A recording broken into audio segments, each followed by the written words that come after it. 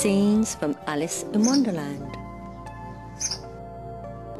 All in the golden afternoon, full leisurely we glide, for both our oars with little skill by little arms are plied, while little hands make vain pretence our wanderings to guide. Down the rabbit hole, Alice was beginning to get very tired of sitting by her sister on the bank and of having nothing to do.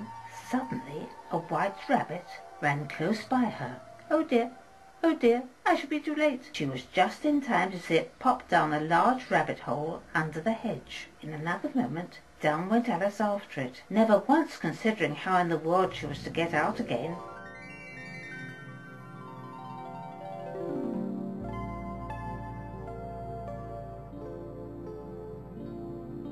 Who are you? I hardly know, sir, at present. At least, I know who I was when I got up this morning, but I think I must have changed several times since then. Explain yourself. I can't explain myself, I'm afraid, sir, because I'm not myself, you see. I don't see. I'm afraid I can't put it more clearly, for I can't understand it myself to begin with. Repeat. You are old, Father William. You are old, Father William, the young man said, and your hair has become very white, and yet you incessantly stand on your head. Do you think at your age it is right? In my youth, Father William replied to his son, I feared it might injure the brain, but now that I'm perfectly sure I have none, why, I do it again and again. You are old, said the youth, as I mentioned before, and have grown most uncommonly fat. Yet you turned a back somersault in at the door. Pray, what was the reason of that? You are old, said the youth. One would hardly suppose that your eye was as steady as ever. Yet you balanced an eel on the end of your nose. What made you so awfully clever? I have answered 3 questions, and that is enough, said his father. Don't give yourself airs. Do you think I can listen all day to such stuff? Be off, or I'll kick you downstairs. That is not said right. Not quite right, I'm afraid. Some of the words have got altered. It was wrong from beginning to end. Alice moved on. Alice's next adventure led her to a mad tea party. There's plenty of room. Have some wine. I don't see any wine. There isn't any. Then it wasn't very civil of you to offer it. It wasn't very civil of you to sit down without being invited. Your hair wants cutting. You should learn not to make personal remarks. It's very rude.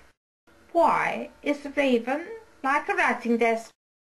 I'm glad they've begun asking riddles. I believe I can guess that. You mean you think you can find out the answer to it? Exactly so. Then you should say what you mean. I do. At least, I mean what I say, and that's the same thing, you know. Not the same thing a bit. You might just as well say that I see what I eat. It's the same thing as I eat what I see. You might just as well say that I like what I get. It's the same thing as I get what I like. You might just as well say that I breathe when I sleep is the same thing as I sleep when I breathe. It is the same thing with you. Through the looking-glass, Alice met Tweedledum and Tweedledee. They were standing under a tree. She was startled by a voice coming from the one marked Dumb. If you think we're waxworks, you ought to pay, you know. Waxworks weren't made to be looked at for nothing. No how. Ho, ho, ho. Good, very wise. If you think we're alive, you ought to speak. I'm sure I'm very sorry. Tweedledum and Tweedledee agreed to have a battle, for Tweedledum said Tweedledee had spoilt his nice new rattle. Just then flew down a monstrous crow as black as a tar barrel, which frightened both the heroes so they quite forgot their quarrel. I know what you're thinking about. It isn't so, nohow. Contrariwise, if it was so, it might be. If it were so, it would be. But as it isn't, it ain't. That's logic. I was thinking, which is the best way out of this wood? It's getting so dark. Would you tell me, please? Fat little men only looked at each other and grinned. Alice moved on to meet Humpty Dumpty. Humpty Dumpty sat on a wall. Humpty Dumpty had a great fall. All the king's horses and all the king's men couldn't put Humpty together again. Don't you think you'd be safer on the ground? That wall is so very narrow. Of course I don't think so. Why, if ever I did fall off, which there's no chance of, but if I did fall, the king has promised me, with his very own mouth, To send all his horses and all his men. I declare, that's too bad. You've been listening at doors and behind trees and down chimneys, or you couldn't have known it. I haven't indeed. It's in a book. Ah, well, they may write such things in a book. That's what you call a history of England, that is.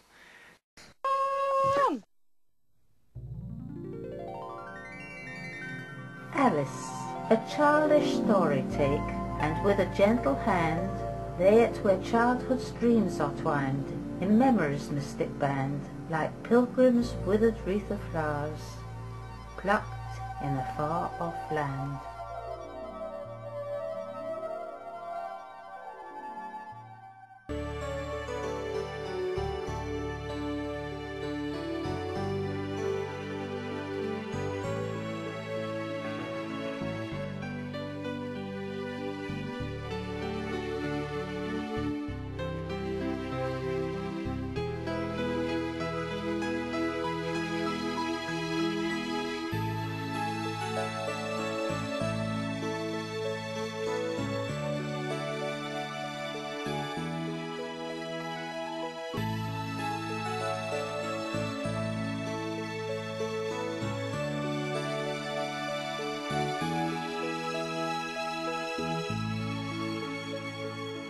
Marionettes are timeless.